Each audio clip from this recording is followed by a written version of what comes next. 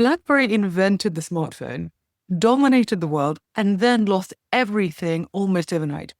In this episode, we will cover 7 lessons from BlackBerry's meteoric rise and catastrophic fall. This episode is for anybody who wants to know why tech companies succeed and why they fail.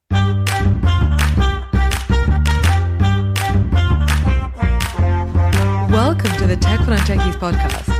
I'm your host, tech entrepreneur, executive coach, and Chicago Booth MBA, Sophia Matveeva. My aim here is to help you have a great career in the digital age. In a time when even your coffee shop has an app, you simply have to speak tech. On this podcast, I share core technology concepts, help you relate them to business outcomes, and most importantly, share practical advice on what you can do to become a digital leader today. If you want to have a great career in the digital age, this podcast is for you. Hello, smart people. How are you today? If we haven't met yet, I'm Sophia Matveeva. I am a non-technical founder who has built tech businesses from scratch and helped governments and Fortune 500s upskill for the digital economy. And this show is where non-technical founders learn how to build tech ventures without drowning in tech jargon. And so if that's your goal, then hit subscribe. And if you would like to go deeper, then I'm running a free class this September, so in just a few weeks' time. And it's called the Introduction to Tech for Non-Technical Founders. And you can register for that class at techfornontechies.co/free class. That's techfornontechies.co/free class. And the link to that is in the show notes. We will cover what you need to know if you have an idea for an app or a tech venture, but you're not a coder yourself. So, this episode is actually based on what I did last weekend. And last weekend, I watched the BlackBerry movie on Netflix. And honestly, it's really, really good. And we're going to cover the lessons learned from BlackBerry's dramatic rise and its swift fall. And I'm not going to give anything away really from the movie when I tell you that BlackBerry, they really invented the category of the smartphone. Yes, there were other people working on it, but they were really the ones that had the technological breakthrough and the commercial breakthrough. So it was the first mass market product that combined phone and email. And very quickly, its dominance was completely wiped out by the iPhone. So to get the best benefits from the BlackBerry case study, I suggest that you listen to this episode and then watch the movie yourself and then see what else you've learned. Maybe there are other lessons apart from these 7. And also, I find that the movie is just a good movie in itself. So you don't have to watch it with other tech and business nerds. You can watch it with your family who might have no interest in tech at all. Okay, so let's get on with our 7 lessons. Lesson number 1. Nerds need business people, but you don't have to be mean to each other. So in the movie, you will see that BlackBerry's engineers are super brilliant. They're really nerdy. They're kind of these cute, nerdy people.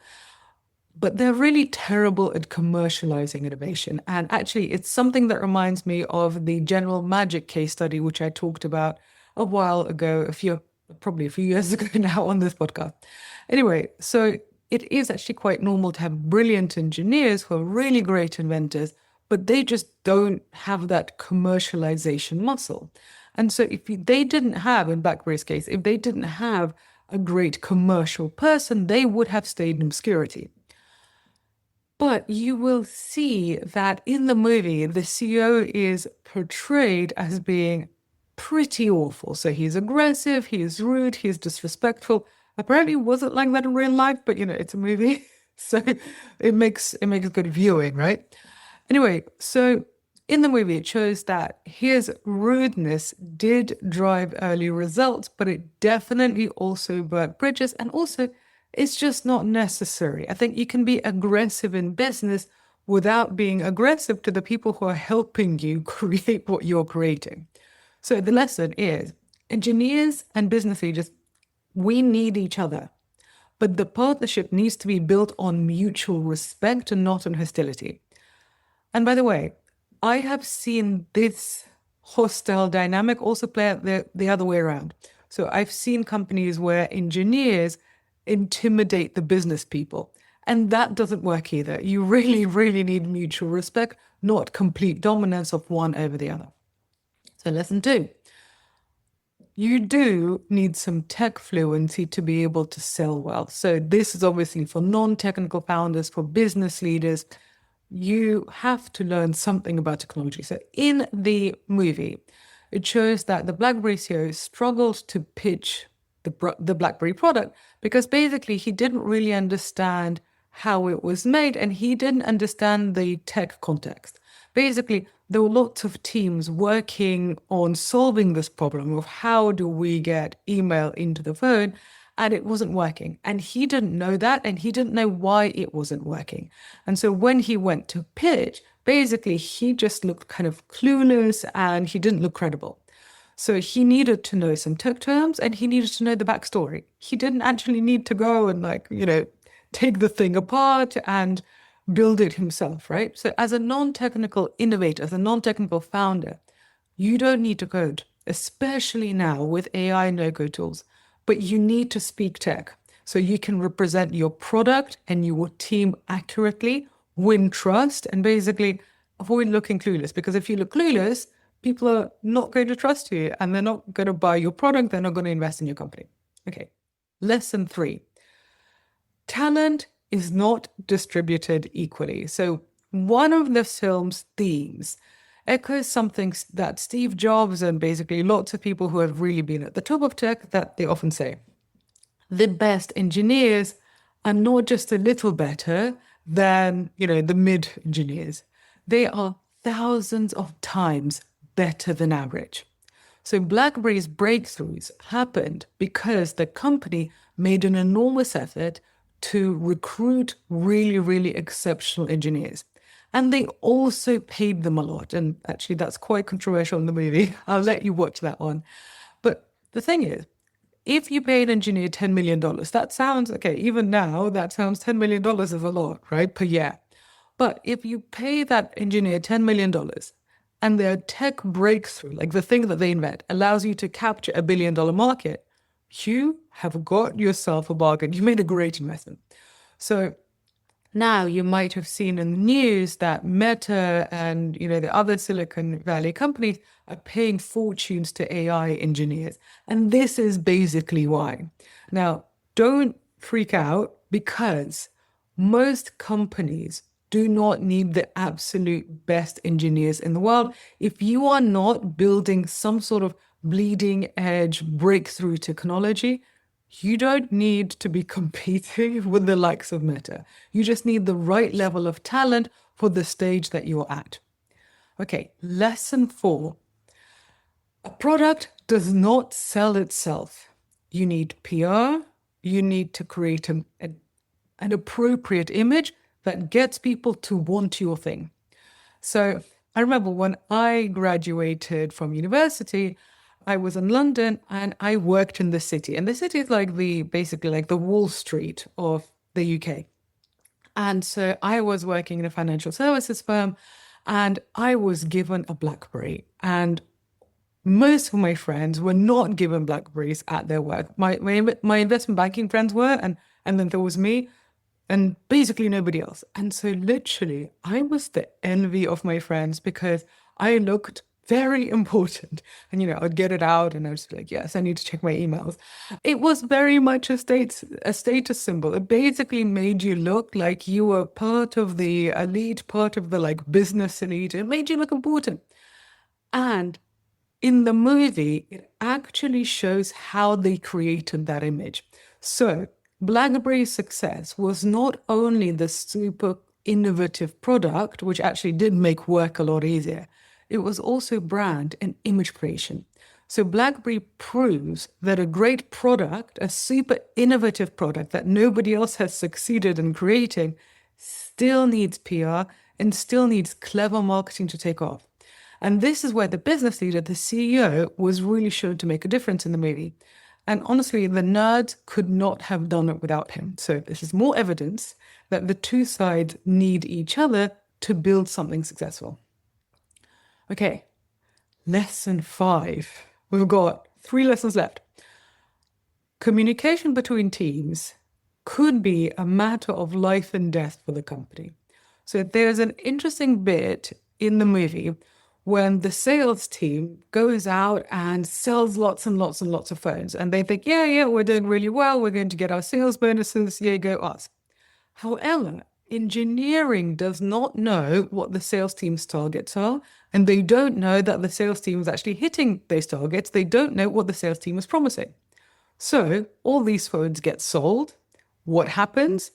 The BlackBerry system crashes. And it's a massive disaster. You will see it in the movie. It's basically a huge, huge crisis. And the point is, if you have commercial teams and technical teams not speaking to each other, some sort of disaster is inevitable. Maybe you're not going to be as big as BlackBerry. Maybe you're not creating something that literally changes how the world communicates. But if you don't have salespeople speaking to the tech people, you will have some sort of very big problem. And the good news is that this potentially big problem is super easily solvable in a simple and cheap way. Literally, what you need is a half-an-hour meeting with the two sides every week when the tech side tells the sales side what they're talking about and the other way around. So you literally tell each other what you're working on, and then you get on with it. So this kind of meeting could help save you from a crisis, and you might learn something. You might even make some friends. So do it. Okay, lesson 6. Company culture changes as you grow. And I thought that this was a really kind of heartbreaking lesson. The way it was shown in the movie is actually really sad because, at the beginning, it's this fun, chaotic startup with these very dedicated nerds, and it's very cute. And then as they become this, publicly listed company, they have big investors, they have big customers, it becomes a big corporate. And you still have the early stage people there, and they basically don't fit in with what the company is. And there's lots and lots of tension about that. So again, I told you, it's a good movie, you should watch it. The thing is, this is normal. Not everybody can make the transition from startup life to corporate life. It doesn't make them bad. It doesn't make you bad. It's just simply what happens. And this is also one of the reasons why acquisitions of startups by corporates often fail, because the two cultures don't mix. So if you are working in mergers and acquisitions, if you are in a corporate, for example, and you're interested in acquiring startups, just be aware of this. And there are things that you can do to mitigate it, but you have to basically work on it before the problem arises. Okay, final lesson 7. I think this is the hardest one to follow, actually. Don't fall in love with your invention. So inventors love their ideas. Inventors love their product. Founders love their companies. I mean, I love tech for non-techies. I have a very irrational commitment to this company, right? And this is normal. This is completely normal. This is why we work extra hard. This is why, as founders, as innovators, we basically go the extra mile to create something. And it's because of this irrational attachment. So this attachment is normal, but it can cloud our judgment. So when the iPhone appeared, in the movie, you'll see that BlackBerry's leadership, the product people and the CEO, they couldn't really admit that it was a better product, especially the product people. The people who invented the BlackBerry, they were like, no, we've created something amazing. This is just a phase. What is this? The iPhone doesn't even have a keyboard. This thing is going to pass. And because they were blinded by their own attachment to their own invention, they couldn't be objective. So the lesson here is love your work, but don't lose objectivity. This is much easier to say than to do. So what I would suggest you have objective advisors. So have an advisory board or have a board or just, have people in your life who can tell you the truth. But also, even if they can tell you the truth, make sure that you're actually willing to hear them. So that's it for our 7 lessons. So if you're a non-technical founder, BlackBerry is a really, really good movie to watch, both for entertainment and for education. And remember, I am running a free class in September on the introduction to tech for non-technical founders. So you will learn the essentials that you need to collaborate with engineers, with designers, to speak tech with confidence, and to avoid the mistakes that BlackBerry's CEO made. So register at techfornontechies.co/free class, and the link to that is also in the show notes. And if you found this episode useful, then make sure to hit the subscribe button so you never miss another lesson for non-technical founders. And on this note, thank you very much for lending me your ears today. Have a wonderful day. And I shall be back with you next week. Ciao.